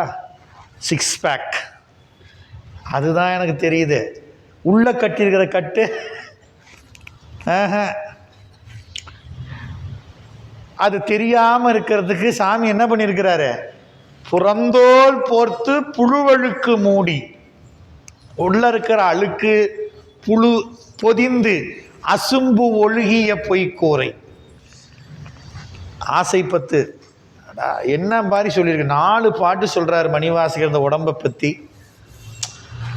அப்படி அப்படி விலங்கு, அதான் அறம் பாவம் என்னும் அரும் சாதாரண கயிறு இல்லைங்க அது. நீங்க நம்ம இந்த கயிறு நீங்க பார்த்துருப்பீங்க, என்ன பண்ணியிருப்பாங்க, பல கயிறுகள் சேர்ந்து முறுக்கப்பட்டிருக்கும். நீங்க இந்த அது வடம்னு சொல்லுவாங்க. நீங்க தேர்லாம் பெரிய கோயிலில் தேர்லாம் இழுக்கும் பொழுது அதுக்கு தேர் வடம்னு சொல்லுவாங்க. அந்த கயிறை நீங்கள் பார்த்தீங்கன்னா தெரியும், பல பெரிய கயிறுகள் சேர்ந்து முறுக்கப்பட்டிருக்கும். ஒவ்வொன்றிலையும் பார்த்தீங்கன்னா சின்ன சின்ன கயிறு இருக்கும். அதுபோல் நம்ம கட்டு எப்படிங்க, சாதாரண கயிறுல அதுக்குள்ளே எத்தனை கயிறு முறுக்கி இருக்குதோ தெரியாது. அதுபோல் நமக்கு எத்தனை நல்வினை தீவினையோ தெரியாது. அந்த அறம் பாவம் இரண்டும் சரியை முதலிய தவங்களானே நேராக ஒத்தாள். இந்த விலங்கு எப்பங்க களையப்படும், இந்த வலை எப்ப அறுபடும், எப்ப நாம தப்பிக்க முடியும்? சாமி கட்டி போட்டாரு, இந்த கட்டிலிருந்து எப்படிங்க தப்பிக்கிறது அப்படின்னா அதுக்கு ஒரே வழி ஞானத்தை பெறுவதுதான். ஞானத்தை பெறாம இந்த அறம்பாவம் என்ற இந்த கட்டிலிருந்து நாம தப்பிக்க முடியாது. அப்போ அதற்கு ஞானத்தை பெறுவது அவசியம். ஞானத்தை பெறுவதற்கு துணை செய்வது நல்வினை. தீவினை ஒருபோதும் ஞானத்தை பெறுவதற்கு தடையாகத்தான் இருக்குமே தவிர துணை செய்யாது. நீங்கள் இதை நல்லா கவனிச்சுக்கிட்டீங்கன்னா தான் தின்னனார் கூட பின்னால் 2 பேர் வரப்போகிறாங்களே அவங்கள பற்றி சொல்கிறப்போ நல்வினை தீவினை தான் அவங்க அப்படிங்கிறது புரியும். அதுக்கு தான் இந்த இடம் நிலவிய இருவினை வலை. அப்போது தீவினை என்பது தடை செய்யும். அதனால தான் ஞானசம்பந்த பெருமான் நல்வினையை பெறுவதற்கு வழி சொன்னார். ஞானத்தை பெறுவதற்கு வழி சொல்ல வந்தவர் முதல்ல ஞானத்தை பெறுவதற்கு தடையாக இருப்பது தீவினை, அதை நாம் சேர்க்க வேணாம். நான் ஞானத்தை பெறுவதற்கு துணை செய்யக்கூடியது நல்வினை, அதை பெறுங்க. என்ன சாமி பண்றது? நீ நாளும் நன்னெஞ்சே, நீ நல்ல நெஞ்சு, ஏன் ஞானத்தை பெறுவதற்கு வழி சொல்லுங்கன்னு கேட்குறையே. அதனால நன்னெஞ்சேன்னார். மட நெஞ்சே பால் நெஞ்சே அப்படின்னு சொல்ல, நன்னெஞ்சே. ஏன் பெரியவரான வந்து கேட்குறீங்கல்ல, நன்னெஞ்சே நினை கண்டாய் சானாலும் வாழ்நாளும் யார் அறிவார், சாய்காட்டியும் பெருமார்க்கே பூனாலும் தலை சுமப்ப. ஒன்று, கோயிலுக்கு வர்றப்ப பூ எப்படி சுமந்து வரணுமா, தூக்க முடியாமல் தலை மேலே வச்சுக்கிட்டு வரணுமா. நம்ம நிலைமை நினச்சி பாருங்க. நம்ம கதையை நினச்சா சரி ஒரு பக்கம் இருக்கட்டும். பூனாலும் தலை சுமப்ப அப்படின்னா என்ன சொல்றாரு? இறைவனுக்கு மலர் கொண்டு வருவதை தலையாய பணியாக தலைமையில சுமந்து வரணும். என்ன அர்த்தம்? பூவை தலைமையில சுமந்து வர்றது ஒரு அர்த்தம். இன்னொன்று, இறைவனுக்கு மலர் பறித்து இடுவதை தலையாய கடமையாக செய்யணும்னு அர்த்தம். இது எப்படிங்க சொல்றீங்க அப்படின்னா, உண்பதன் முன் மலர் பறித்திட்டுண்ணாராகில் சொன்னார். காலையில் எந்திரிச்ச உடனே நான்லாம் காபி தான் சாப்பிடுவேன். அதுதான் என்னுடைய தலையாய கடமை, பெட் காஃபி. மற்றதெல்லாம் அப்புறம் பார்த்துக்கலாங்க. பெரும்புலர் காலை மூழ்கி, பெட் காபி சாப்பிட சொல்ல அப்பர் சாமி என்ன சொன்னார்? பெரும்புலர் காலை மூழ்கி பித்தருக்கு பத்தராகி அரும்பொடு மலர் கொண்டு ஆங்கே ஆர்வத்தை உள்ளே வைத்து விரும்பி நல்விளக்கு நல்தூபம் நல்விதியினால் இடவல்லார்க்கு கரும்பினில் கட்டி போல்வார் கடவுர் வீரர். அப்பர் சாமி சொல்றார், உன் பதம் முன்பு மலர் பறித்திட்டு. காலையில நாம செய்யக்கூடிய கடன், காலை எழுந்து தொழுவார் தங்கள் கவலை களைவாய் கரை கண்டா. நீங்க திருமுறைகளை எங்க வேணாலும் எடுத்து பாருங்க. காலையில எழுந்து முதல்ல செய்ய வேண்டிய கடமை எல்லா பெருமக்களும் சொல்லியிருக்கிறாங்க. அததான் ஞானசம்பந்த பெருமானு சொன்னாரு, பூணாலும் தலை சுமப்ப, அப்புறம் புகழ் நாமம் செவி கேட்ப. என்னது அப்படி ஆயிடுச்சா? சிவசிவா, நமக்கு எதுக்குங்க அதெல்லாம்? 2 தேவாரம் சொல்லுங்க கேட்போம். இது இப்படி போனா நமக்கு என்னங்க? 2 தேவாரம் சொல்லுங்க. நேற்று திருநீலகண்டர் குரு பூஜை தெரியுமா? அவர் எப்படி வாழ்ந்தார் தெரியுமா? அதை கேட்கணும். எது இப்படி போனா நமக்கு என்ன? எம்பிரான் உளன் நாம் உளோம், கற்றுக்கொள்வன வாயுல நாய் உள, இட்டுக்கொள்வன பூவுல நீருள, கற்றை சடையான் உளன் நாம் உளோம். போதுங்க சொல்றார். அப்ப நாம காதல கேட்கணும். எதை கேட்கணும்? புகழ் நாமம் செவி கேட்ப. பொருள் சேர் புகழ், இறைவனுடைய புகழ் மட்டும்தான் பொருள் சேர் புகழ். திருவள்ளுவர் சொல்றார், இருள் சேர் இருவினையும் சேரார், இறைவன் பொருள் சேர் புகழ் புரிந்தார். இறைவன் புகழை கேட்க ஆரம்பிச்சிட்டீங்க, நான் வேற எதையும் கேட்க மாட்டேங்க. நான் கேட்டா சிவபுராணத்தை தான் கேட்பேன், சுயபுராணத்தை அப்படின்னு முடிவு பண்ணிட்டீங்கன்னா இருவினை உங்களை சேராது. வலை அறுந்து போயிடும். அப்பயே நாமெல்லாம் அறுக்க தேவையில்லை. அது சாமி இதுக்கு என்ன பண்ணுவாராம்? இன்னொரு கட்டு போடுவாராம். இதை மணிவாசகர் சொல்றாரு, சித்தமெனும் தின்கயிற்றால் திருப்பாதம் கட்டுவித்த வித்தகனார். இப்ப ஏற்கனவே ஒரு கட்டு இருக்குது, அந்த கட்டு கலண்டு போகணும்னா சிவபெருமான் என்ன பண்றாருன்னா இன்னொரு கட்டு இறுக்கமா போடுறாராம். அது என்னங்க கட்டு? அதுக்கு எங்கங்க கயிறை வாங்கினாரு? அந்த கயிறுல வேற எங்கேயும் வாங்கல. நம்ம சித்தம் சிந்தை என்ற கயிறை அவன் பாதத்துல கட்ட வச்சுட்டான். நம்ம சித்தம்ங்கிற கயிறை அவன் பாதத்துல கட்டிட்டா, அவன் கட்டின கட்டு கலந்து உளுந்துரும். நாம ஒன்றும் பண்ண தேவையில்லை. புகழ் நாமம் செவி கேட்ப. அப்புறம் அடுத்தது இருக்குதே நாக்கு, நானாலும் நவின்று ஏத்த. உடம்பினாலும் உள்ளத்தினாலும் உரையினாலும் 3 கரணங்களினாலும் அவனுக்கு ஆட்செய்தால் பெறலாமே. ஞானம்னு சொல்லல, நல்வினையே பெறலாம் தான் சொன்னாரு. ஞானத்தை பெறலாம்னு சொல்லல. ஏன்? நல்வினை தான் ஞானத்தை பெறுவதற்கு துணை செய்யும். நல்வினை எனக்கு எதுன்னு தெரியணுமே. உன்னை சிங்காரித்து உனகு அழகு பாராமல் என்னை சிங்காரித்து இடர்பட்டேன் அப்படின்னார் தருமை குரு முதல்வர். சாமி, என்னைக்காவது உன்னை சிங்காரிச்சு பார்த்து மகிழ்ந்திருக்கிறேன்னா?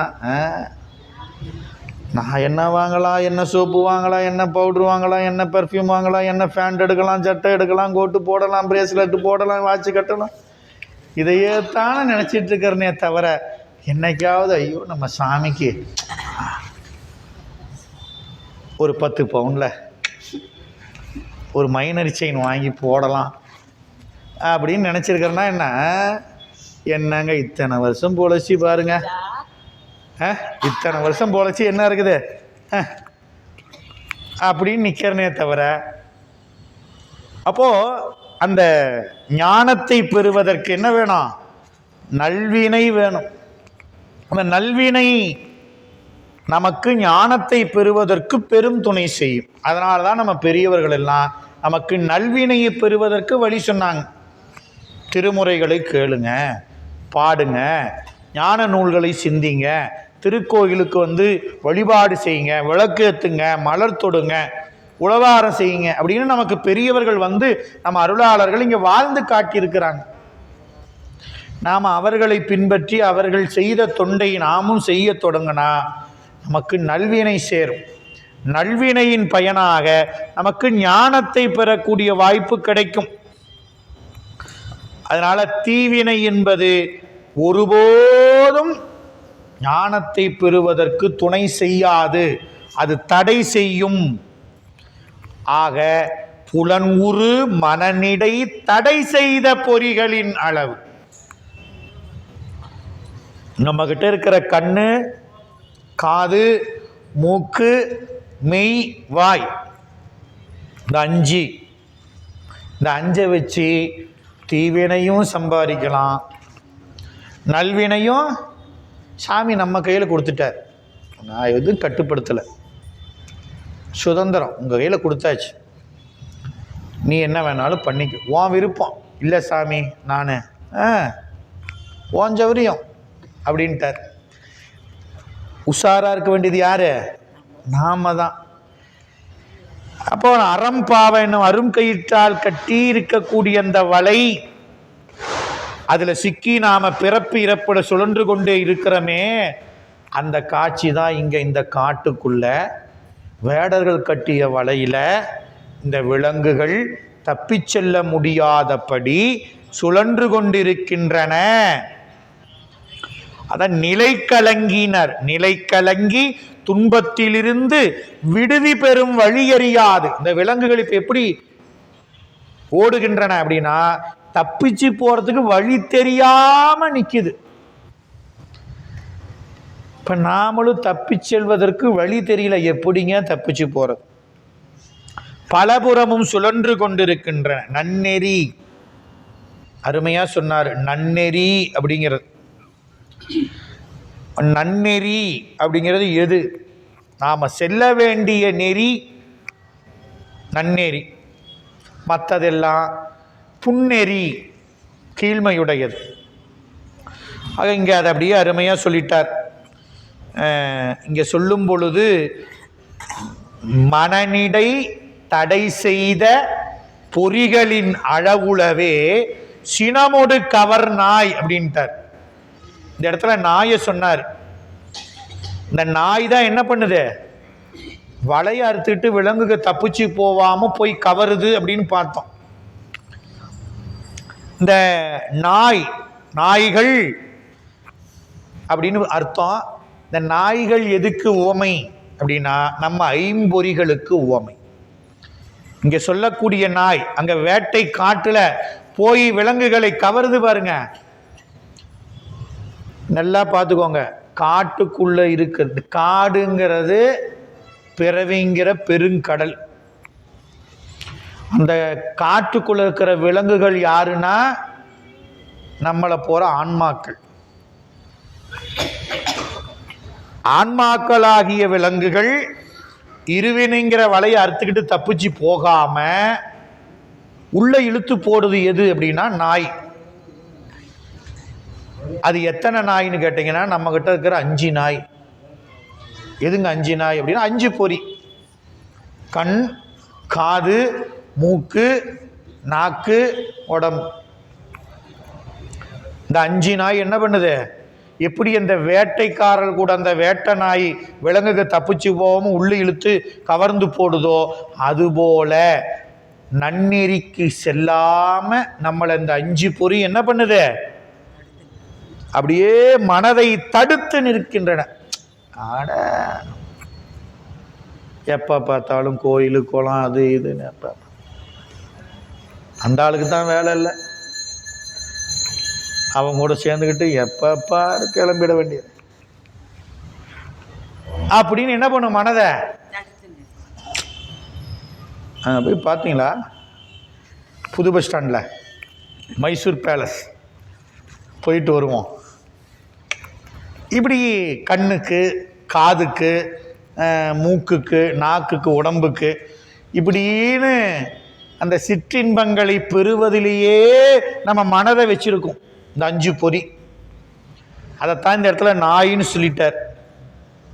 இந்த நாய் விலங்குகளை தடுத்து உள்ள இழுக்கிற மாதிரி நம்ம கிட்ட இருக்கிற 5 நாயும் நம்மளை, நம்ம ஆன்மா நன்னெறியில் சென்று அறம்பாவங்கிற கட்டை அறுத்துக்கிட்டு சிவபெருமான்கிட்ட போய் சேராம காட்டுக்குள்ள இழுத்து இழுத்து போட்டுக்கிட்டு இருக்குது நம்ம ஆன்மாவை. அதே நமக்கு தெரியல. ஆனால் நல்லா இருக்கு, இன்னொன்று வைங்க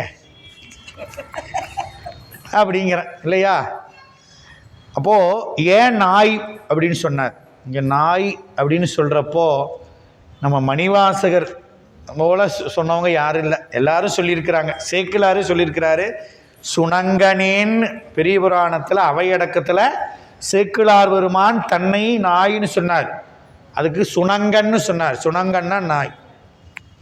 ஆனால் மணிவாசகர் சொன்னது போல யாரும் சொன்னதில்லை. அடிநாயேன், கடைநாயேன் அப்படின்னு சொல்லியிருக்கிறார். ஏன் நாய் சொன்னான் அப்படின்னா, இந்த நாய் என்ன பண்ணும் அப்படின்னா, கீழே இருக்கிற எலும்பு துண்டை கடிக்கும். அதே எலும்பு துண்டு, அதில் என்ன இருக்கும்? ஒன்றுமே இருக்காது. அது ஏதோ ஒன்று கருதி அது எலும்பு துண்டை பலமாக கடிக்கும் தன்னுடைய வாயில். அப்படி நல்லா அது கடிக்கும் பொழுது என்ன ஆகும்னா, அந்த நாயினுடைய வாயில் இருக்கிற பல்லு உடைஞ்சி அந்த நாயுடைய ரத்தம் ஒழுகும். அந்த நாய் என்ன நினைக்கும்? நாம் கடித்த எலும்புல பாரு, என்ன சுவையாக இருக்குதுன்னு நினைக்குமா. அதுதான் அதனுடைய தன்மை. அப்போது தன் வாயில் எலும்பை கடித்ததனால் உண்டான புண், அதனால் வழிந்த இரத்தத்தை, தன் இரத்தத்தினையே, தன்னுடைய வாயில புண்ணு வந்து அதில் ஒழுகிற ரத்தத்தை தனக்கு கேடு வந்துருச்சின்னு கூட நினைக்காம, தன் ரத்தம் தான் வருதுன்னு நினைக்காம, எலும்புல இருந்து தான் நாம சுவைக்கிறோம்னு நினைச்சு எலும்பினால் இன்பம் கிடைக்குதுன்னு மயங்கி கிடக்குது நாய். அதுபோல ஆன்மா என்ன பண்ணுது? உண்டு மகிழ்வதற்கு நல்ல பொருள் இருக்கிறப்ப தனக்கு கேடை விளைவிக்கக்கூடிய சிற்றின்பத்திலே மூழ்கி தனக்கு துன்பத்தை தான் இது தருதுன்னு நினைக்காம இதுதான் இன்பம்னு நினைச்சு ஆன்ம அறிவு மயங்கி இருக்குது. எத்தனை இருந்தாலும் அந்த நாய் என்ன பண்ணா? எலும்பு துண்டை தான் கடிக்கும். நீங்க வச்சு பாருங்க, தன்மை அதுதான். நமக்கு பட்டீஸ்வரர் இருக்கிறாரு, சொக்கநாதர் இருக்கிறாரு, அண்ணாமலையார் இருக்கிறாரு, கைலாயநாதர் இருக்கிறாரு, கேதாரீஸ்வரர் இருக்கிறாரு, காசீஸ்வரநாதர் இருக்கிறாரு, ஏகாம்பரநாதர் இருக்கிறாரு, தான் தோன்றீஸ்வரர் இருக்கிறாரு, சுகோணேஸ்வரர் இருக்கிறாரு. சேலத்திலேயே எத்தனை பேர் இருக்கிறார். அண்ணாமலையார் இங்கே இருக்கிறார் சேலத்திலேயே, விஸ்வநாதர் இங்கே இருக்கிறார். அவரெல்லாம் போய் பார்ப்போமா என்ன? நீங்கள் பார்ப்பீங்க, அதுக்கு எதுக்குங்க நேரம் இருக்குதுங்க? ஏங்க காலையில் எழுந்திரிச்சா 10 மணி வரலாம், படுக்க போகிற வரலையும் என் வேலை எனக்கு சரியாக இருக்குதுங்க. எந்த கோயிலுக்கு போய் நான் என்னத்தை பண்ணுறது? ஆக உண்பதற்குரிய நல்ல பொருள் கண்ணார முத கடலாக இறைவன் இருக்கிறான். அது பேரின்பத்தை தரக்கூடிய பொருள். அதெல்லாம் விட்டுட்டு இல்லைங்க எனக்கு இது போதும் அப்படின்னு நாய் எலும்பு துண்டை கடிச்சு புண்ணு வந்து ரத்தம் வந்து ஒழுகி அதை தன் ரத்தம்னு கருதாம அது சுவைப்பதை போல நாம் நம் ஐம்பொறிகள் வாயிலாக பேரின்ப நுகர்ச்சியை பெறாம சிற்றின்பத்தையே பெற்று பெற்று அதுதான் இன்பம் என்று அந்த அனுபவங்களையே மெய்யென்று கருதி கேடுதரும் அனுபவங்களை இன்பம் என்று மயங்கி அனுபவித்து மகிழ்ந்து கொண்டிருக்கின்றன. அதெல்லாம் அனுபவம், அதெல்லாம் இன்பம் இல்லை, சிவானுபவமே அனுபவம். அந்த இன்பமே இன்பம். ஏன் உலக இன்பங்கள் பொய். இந்த உடம்பு யானே பொய். மணிவாசகர் அருமையா சொல்லிட்டார், என் நெஞ்சும் என் அன்பும் பொய், எல்லாம் பொய். அதனால அனுபவித்து நாம நினைக்கிறோம். இப்போ நமக்கு புதுசு, இன்னைக்கு வரலும் ஒரு பதார்த்தத்தை சுவைக்கல, புதுசாக சுவைக்கிறேன், எனக்கு அது புது அனுபவம். எங்க இத்தனை நாளாக நான் சாப்பிட்டதே இல்லைங்க, நான் சாப்பிட்டதே இல்லை. என்ன இதுக்கு முன்னே எத்தனை பிறவி எடுத்து எத்தனை ஜாங்கிரி சாப்பிட்ருப்பேன். சாமி நினைப்பார், டே சாப்பிட்டதே இல்லையா? போன பிறவியில் சாப்பிட்டு தானே இந்த பிறவிக்கு வந்திருக்கிற. அப்போ நான் அனுபவிப்பதெல்லாம் புதுசெல்லாம் கிடையாது. எனக்கு பழசு. இந்த உலகம் ஏற்கனவே நான் வந்துட்டு போனது தான். இந்த இடம் ஏற்கனவே நான் வந்துட்டு போனது. இந்த உடம்பு இந்த உலகத்தில் வந்து வந்து போயிட்டு இருக்கிறேன். இது புதுசா பழசா இல்லை. ஆனால் நான் என்ன பண்ணுறேன், ஹாப்பி பர்த்டே டு யூ அப்படின்னு கொண்டாடுறேனே. எனக்கு என்ன புதுசா இது? எழுகடல் மணலை அளவிடல். 7 கடல்ல இருக்கிற மண்ணை கூட நீங்க எண்ணி இத்தனைன்னு சொல்லிடலாம். ஆனா என் பிறவிய எண்ணி சொல்ல முடியாதுன்னு அருணகிரிநாதர் பாடுறார். அன்னை எத்தனை எத்தனையோ, தந்தை எத்தனை எத்தனையோ அப்படின்னு நம்ம பட்டினத்தார், தாயுமானவர் எல்லாம் எடுத்து படிச்சு பாருங்க, அவங்க பாடலாம் சொல்லி இருக்கிறாங்க. ஆனா இதெல்லாம் நாம நினைக்கிறோமா? அடையாங்க எப்படி இருக்குன்னு தெரியுமா? என்ன ஜாலியா இருக்கிறேன், இதெல்லாம் தெரியாம போவேன் இப்படின்னு மயங்கி வாழ்ந்து கொண்டு இருக்கிறோம். கொஞ்சம் வாய்ப்பு கிடைச்சுன்னு என்ன பண்ணிடுறோம், சரி பரவாயில்லைங்க. இதான் நம்ம அந்த 5 நாய் பண்றது. 5 நாய் பாருங்களா, அதுதான் சும்மா விடாது. கொஞ்சம் அப்படியே சரி பரவாயில்ல, இன்னைக்கு கொஞ்சம் உடம்பு வசதியாக இருக்குது. அவரே 3 வாரம் பெரிய புராணத்துக்கு வரல, நாம அடுத்த வாரம் போயிட்டுக்கலாம் அப்படின்னு என்ன ஆகிடும், கொஞ்சம் அசதி உடம்பு வந்துச்சுன்னா என்ன பண்ணிடுவோம், சரி பரவாயில்லைங்க அடுத்த நாள் பார்த்துக்கலாம் அடுத்த வாரம் அப்படின்னு உட்காந்துருவோம். உண்மைதான் எல்லாத்துக்கும். நான் பொதுவாக எல்லாருக்கும் இருக்கிற மயக்கம் தானே, எனக்கும் உங்களுக்கும் எல்லாத்துக்குமே உண்டு. இல்லை இல்லைங்க, எனக்கு கை தேஞ்சாலும் பரவாயில்ல, நான் அப்போ நான் பார்ப்பேன்னு அப்பர் சாமி மாதிரி போவோமா என்ன? அங்கே அந்த சாமி கும்பிட போனால் பாருங்க, காலில் இடிச்சு ரத்தம் வந்துருச்சு, இந்த சாமி என்னை காப்பாத்துச்சா என்ன அப்படின்னு தான் கேட்பனே தவிர, நல்ல வேலைங்க கால் ஒடியாமல் விரலோட போச்சே பட்டீஸ்வர பெருமான் என்னை காப்பாற்றினாருன்னு நீங்கள் சொல்கிற மாதிரி நான் சொல்லுவேன்னா என்ன? இந்த சாமி கும்பிட வந்து இப்படி ஆகிப்போச்சே அப்படின்னு தான் சொல்லுவேனே தவிர, பரவாயில்லைங்க என்னை காப்பாற்றிட்டாருங்க, தலைக்கு வந்தது தலைப்பாகையோட போச்சே அப்படின்னு நினைப்பேனா என்ன? அவங்கள மாதிரி இல்லையே. அதனால தான் நம்ம சைவ சித்தாந்தம் சொன்னார், மெய்கண்டார் ஐம்புல வேடரின் அயர்ந்தன. அதையே பார்த்தோம். அப்படியே அந்த 5 பொறியில மாட்டிக்கிட்டு அப்படியே நிற்கிறோம். நீங்கள் பட்டினத்தார் சொன்னார், உண்டதே உண்டு, உடுத்ததே உடுத்து, மடுத்தடு துரைத்ததே உரைத்து, கண்டதே கண்டு, கேட்டதே கேட்டு கழிந்தன கடவுள் நாளெல்லாம் போச்சு. தினமும் தான் சாப்பிட்றோம், தினமும் தான் தூங்குறோம், தினமும் தான் உடுத்துறோம், இதையே தானே செஞ்சிட்டு இருக்கிறோம். ஒரு நாளைக்கு ஒரு தடவையாவது அவன் நாமத்தை சொன்னோமா? இல்லையே. பட்டினத்தார் கேட்கிறார். அதனால நாயேன் நாயனையேன் என்று நம்முடைய பெருமக்கள் எல்லாம் தங்களை ஏன் சொல்லிட்டாங்கன்னா, இந்த உலகத்தில் வந்து மாயையில சிக்கி உண்ணக்கூடிய பொருளை விடுத்து, இன்பம் தரக்கூடிய பொருளை விடுத்து, துன்பத்தை தருவதை இன்பமாக நினைச்சு மயங்கி கொண்டிருக்கக்கூடிய அந்த நிலையை அருமையா இந்த பாட்டில் வேட்டை தொழில சொன்னார். நமக்குள்ளேயும் 5 வேடர்கள் வேட்டையாடிட்டு இருக்கிறாங்க. அந்த புலன் என்பது வேடர்கள், அவங்க கையில கொண்டு வந்த நாய் என்பது 5 பொறி. மறந்துடாதீங்க, 10 பேர். 5 புலன் என்பது வேடர்கள். ஐம்புல வேடரின் அயர்ந்தனை. அந்த 5 அனுபவம் எப்படி கிடைக்கும்னா 5 பொறி. அந்த 5 பொறியும் 5 வேட்டை நாய். இந்த 5 வேடர்களும் 5 வேட்டை நாயும் நம்ம ஆன்மாவை பிறவி கடல்ல அந்த காட்டுக்குள்ள வலையை அறுத்துக்கிட்டு தப்பிச்சு போகாம நம்மளை வச்சிருக்கிறாங்க உள்ள. அதனால வேடர்கள் சீரிய அம்பு விலங்குகளை கொள்ளும் வேட்டை வினையை ஒரே பாட்டில் சொன்னார். அந்த வேட்டைய காட்டுக்கு வெளியில இருந்து ஒரு பாட்டு காமிச்சார், எப்படி இருக்குது பாருங்க.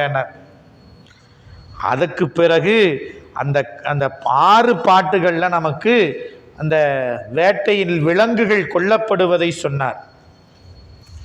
இதெல்லாம் எதை உணர்த்துது?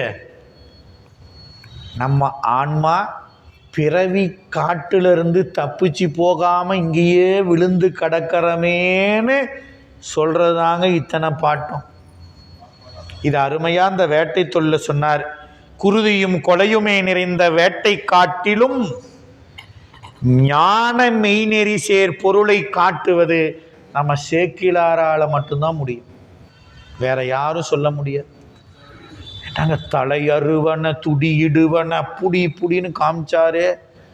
இந்த கொலைக்களமான காட்டில் அருமையான ஒரு ஞான நெறியை காமிச்சிருக்கிறார் சேக்கிழார். பாருங்க, அடுத்து சொன்னார், துடியடியன மடிசெவியன துருகய முனி தொடரார். வெடிபடையிரு சிறு குருளைகள் மிசைபடு கொலை விரவார். அடித்தளர் உரு கருவுடையன அனை உரு பிணை அழையார். கொடியன எதிர் முடியும் ஒரு கொலைபுரி சிலை மறவோர். இங்க வேட்டை நீதிமுறையை இந்த ஸ்பாட்ல சேக்கிழார் நமக்கு காமிக்கிறார். இத்தனை வேட்டைக்காரர்கள் இத்தனை விலங்குகளை வேட்டையாடினார்கள்ல, இந்த வேட்டை தொழிலில் ஒரு நீதியை வேடர்கள் கடைபிடித்தார்கள். அதை சொல்றார்.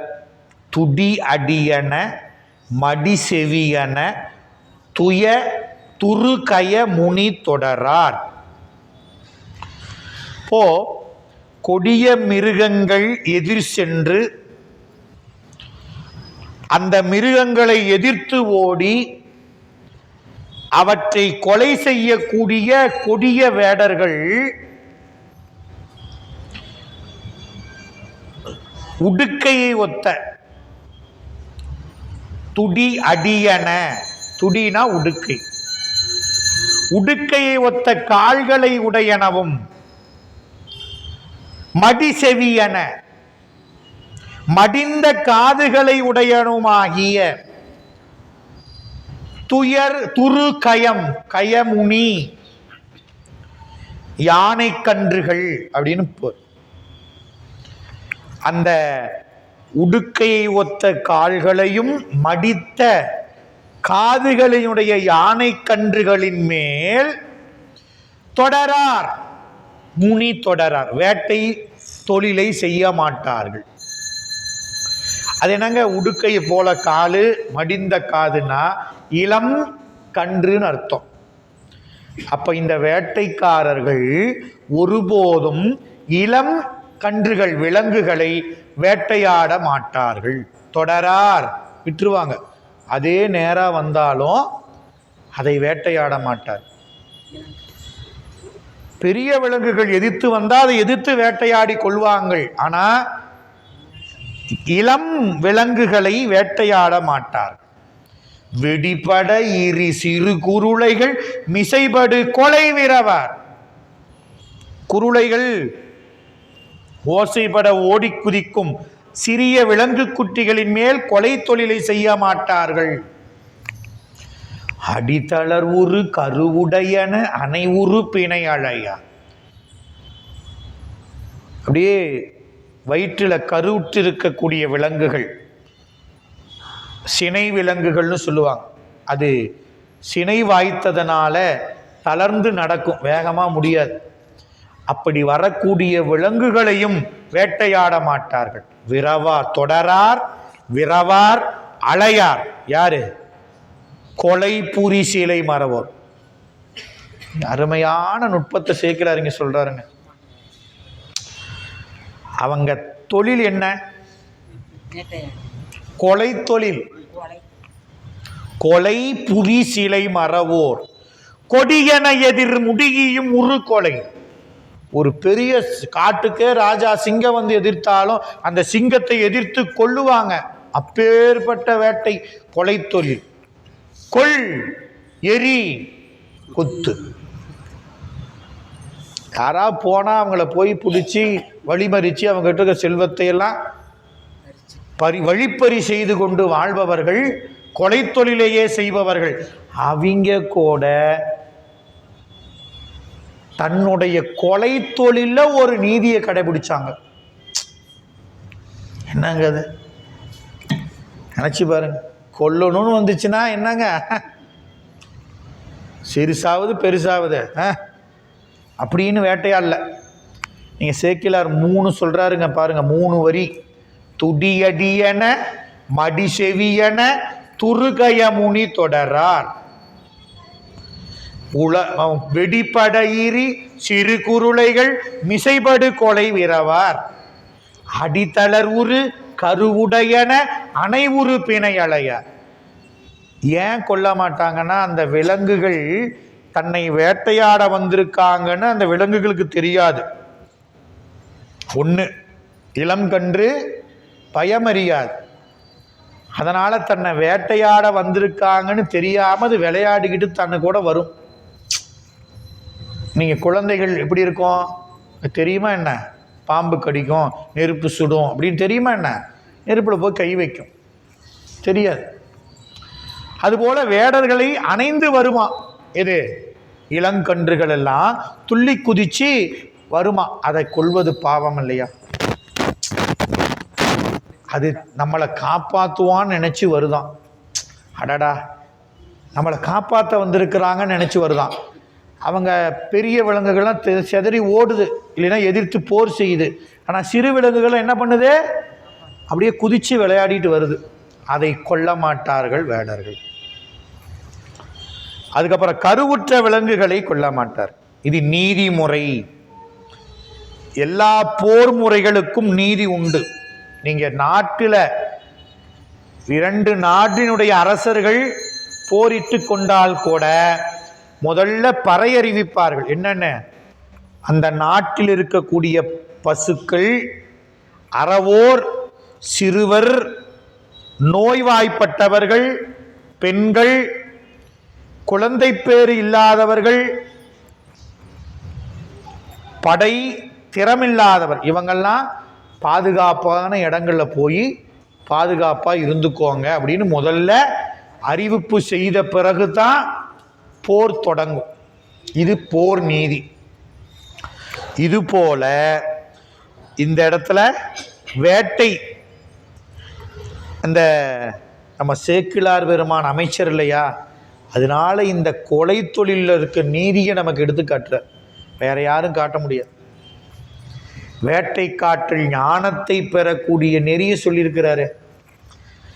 அப்ப இரக்கம் என்பதே என்னான்னு தெரியாதவங்க கூட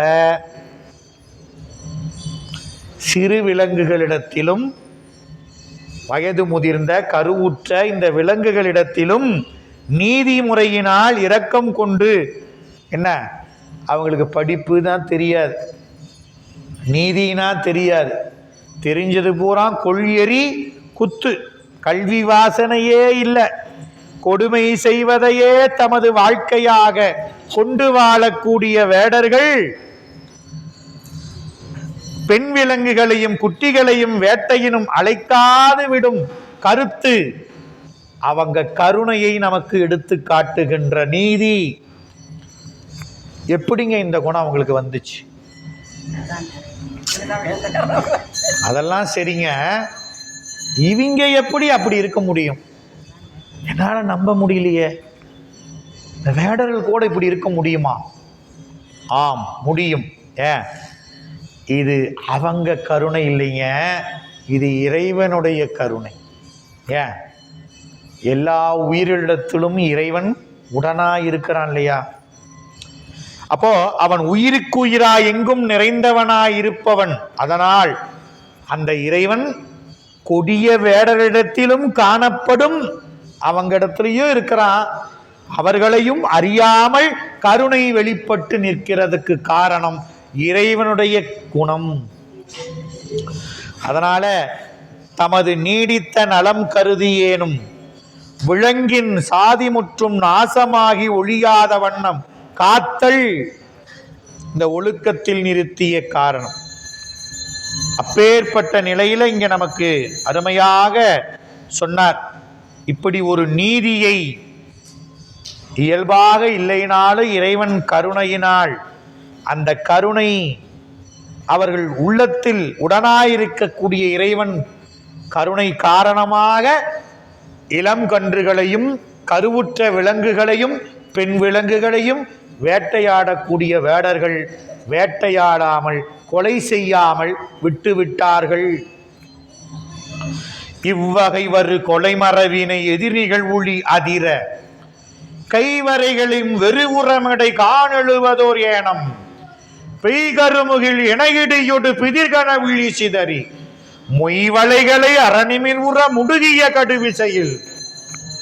இப்படியே வேட்டை நடந்துட்டு இருக்குது. திடீர்னு ஒரு பெரிய பன்றி வலைய கிழிச்சுக்கிட்டு பெரிய சத்தத்தோட ஓடு. இவ்வகை வரு கொலை மர வினை.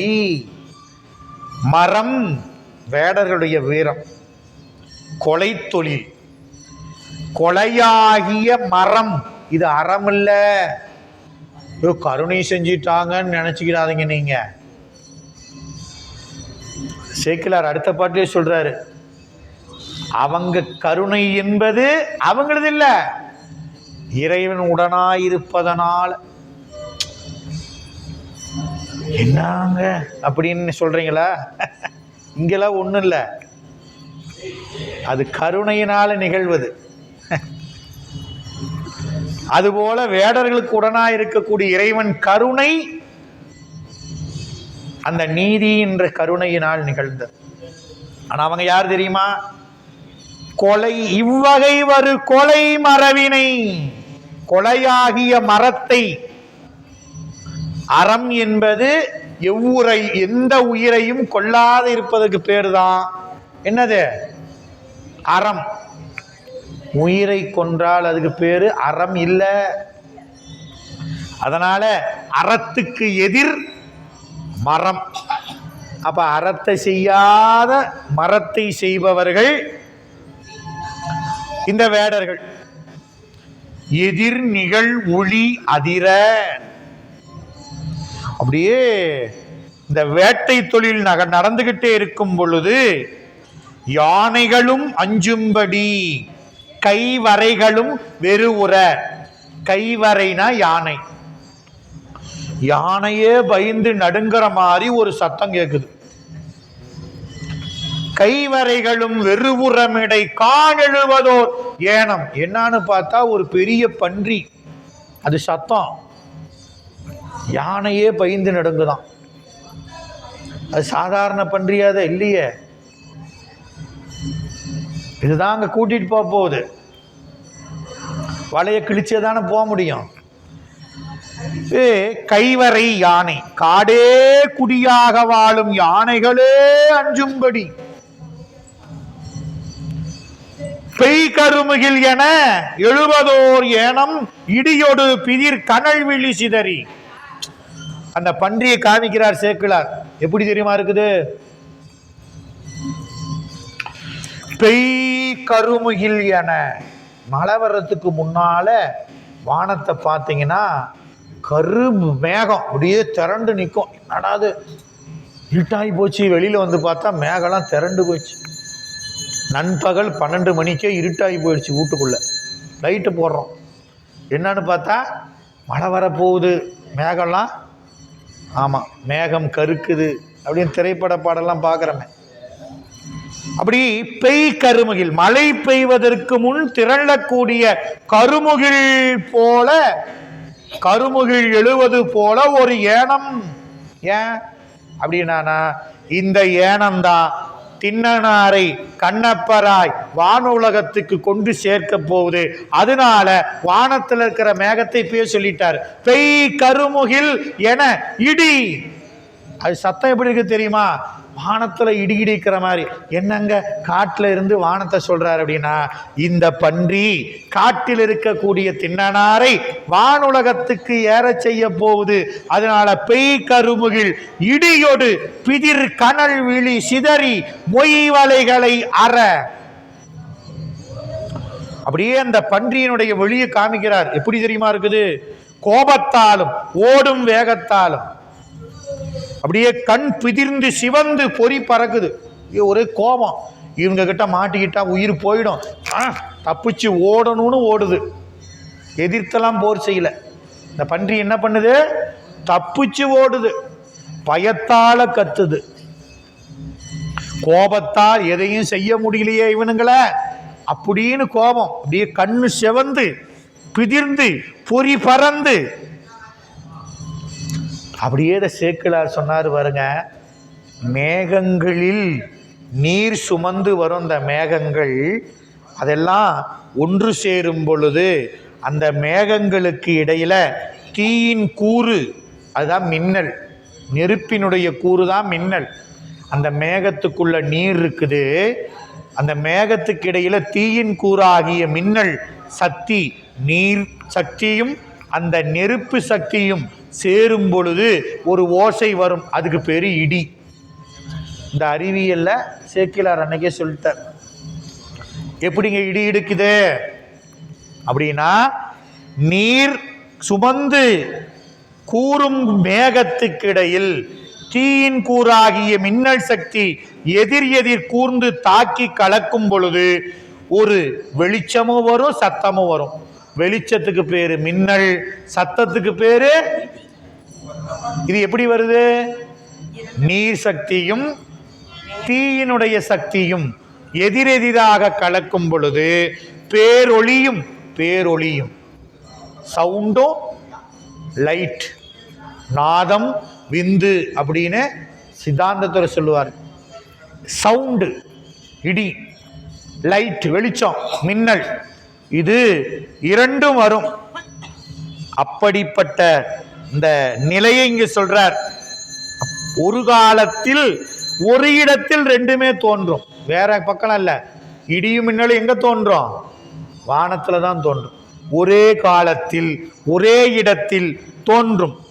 அதுபோல இந்த இடத்துல கருமுகில் என்பது பன்றியினுடைய நிறத்துக்கு உவமை. இடி என்பது ஏனத்தின் அந்த பன்றியினுடைய முழக்கத்துக்கு உவமை. ஏன் இதை சொன்னாரு? இந்த செய்கையினால் திண்ணனாரை காலத்தி மலை சேரச் செய்து.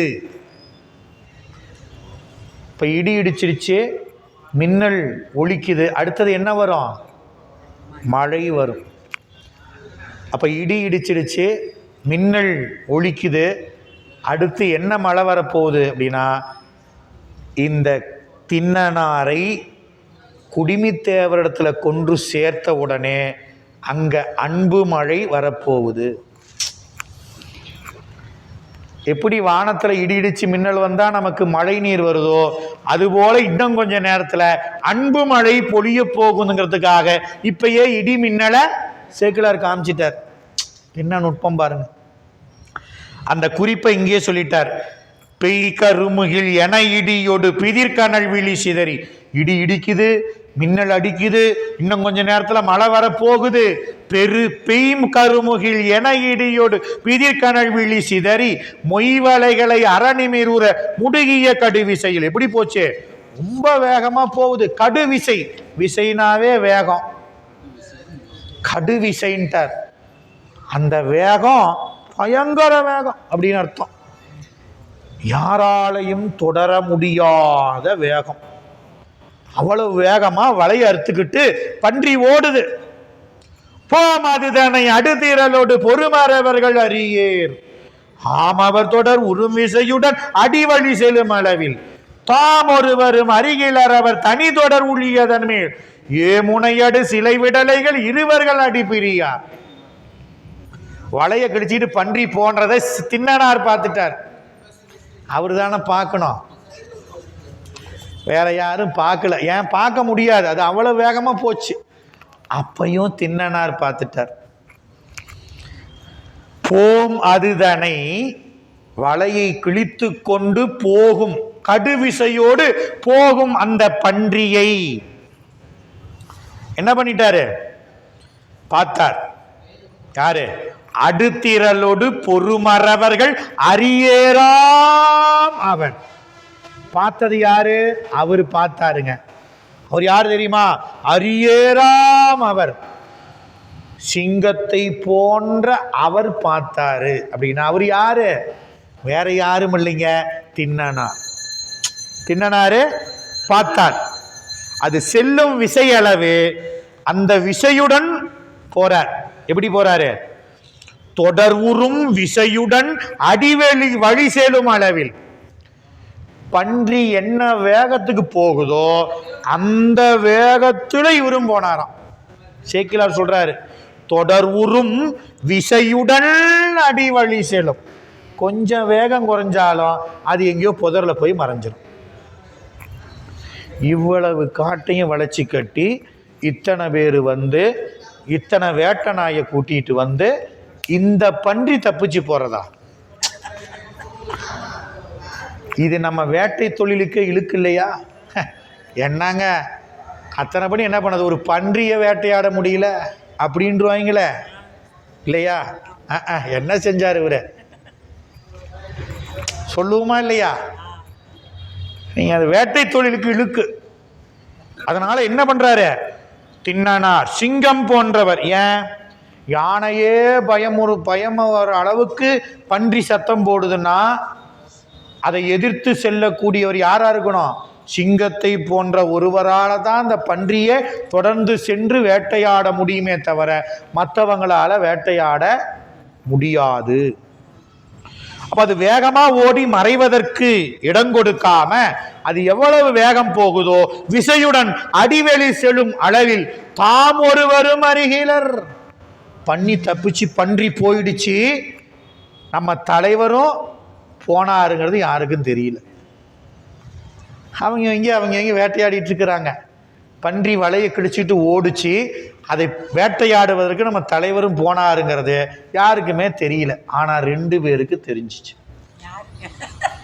சொல்றாரு பாருங்க, தாம் ஒருவரும் அறிகிலர் அவர் தனி தொடர் ஒளி.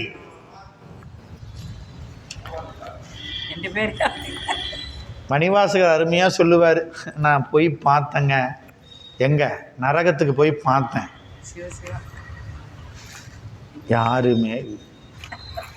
யாருமே நாம சொர்க்க நரகத்துக்கு போறப்ப யாரு வருவாங்க?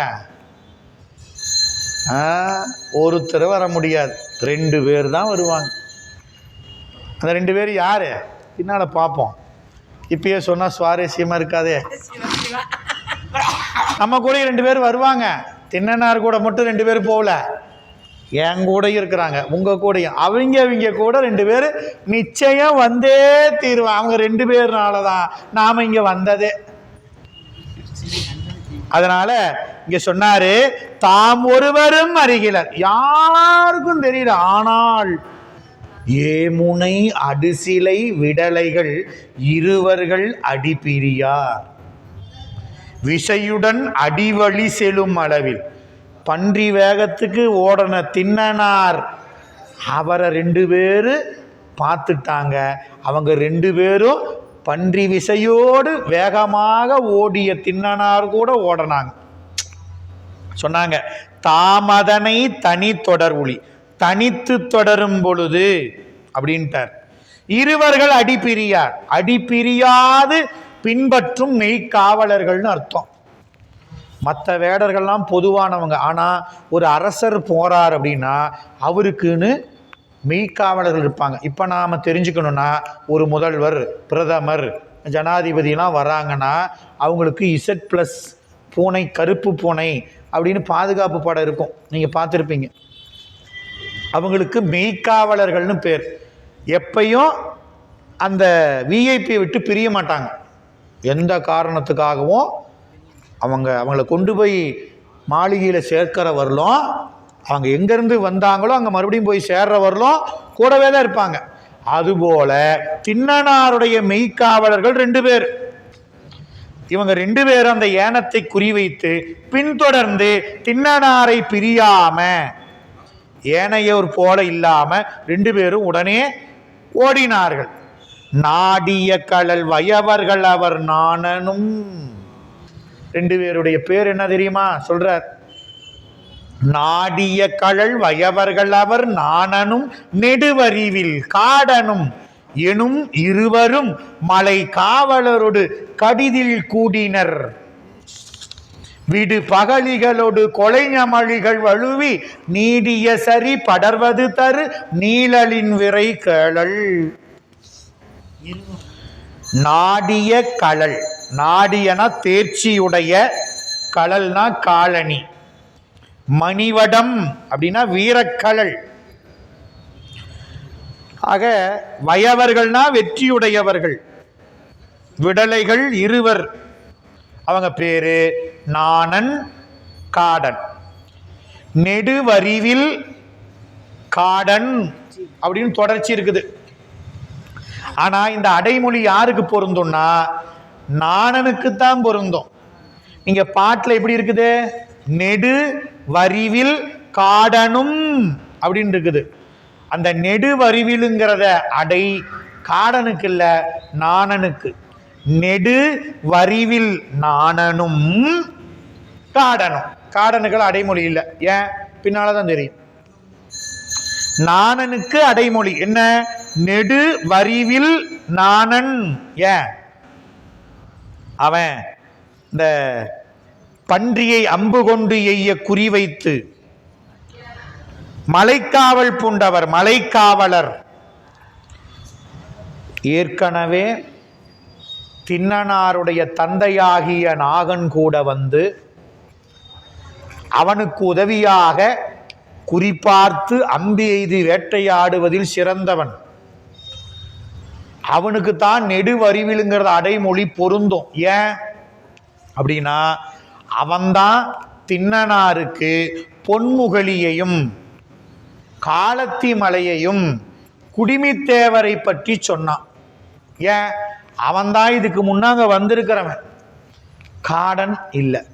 அதனால நெடுவரிவில் என்ற அடைமொழி நாணனுக்கு பொருந்தும். எனும் இருவரும் மலைக்காவலரோடு. என்னங்க மலைக்காவலர்ன்ட்டாரு? மலைக்காவலர் யாரு? திண்ணனா. இவர் வேடர் தானே, வேட்டையாட வந்தவரை போய் மலைக்காவலர்னு சேக்கிலார் சொல்றாருன்னா அதெல்லாம் நேத்து வரலுங்க. இன்னைக்கு இவர் யார் தெரியுமா? காலத்தி மலையை காக்க போறவர், மலைக்காவலர் அப்படின்ட்டார். காலத்தி மலைக்கு காவலராக இருக்கக்கூடிய நிலையை பெற போறவர். அந்த மலைக்காவலரோடு நாணனும் காடனும் கூடினர். விடு பகலிகளோடு கொலை நமழிகள் வழுவி. அப்படியே தன்னோடே ஓடி வந்த நமழி அப்படின்னா நாய்கள், வேட்டை நாய்கள் எல்லாம் தொடர்ந்து வந்தன. திண்ணனார் திருக்காலத்தை சேர்ந்த பின்னர், திருக்காலத்தி குடுமித்தேவரை திண்ணனார் சேர்ந்த பின்னர் காடன் கீழே இருந்துட்டான், நாணனும் பிரிஞ்சு போயிட்டான். ஆனா அவர் கூடவே இருந்தது எது தெரியுமா? ஒரே ஒரு நாய்.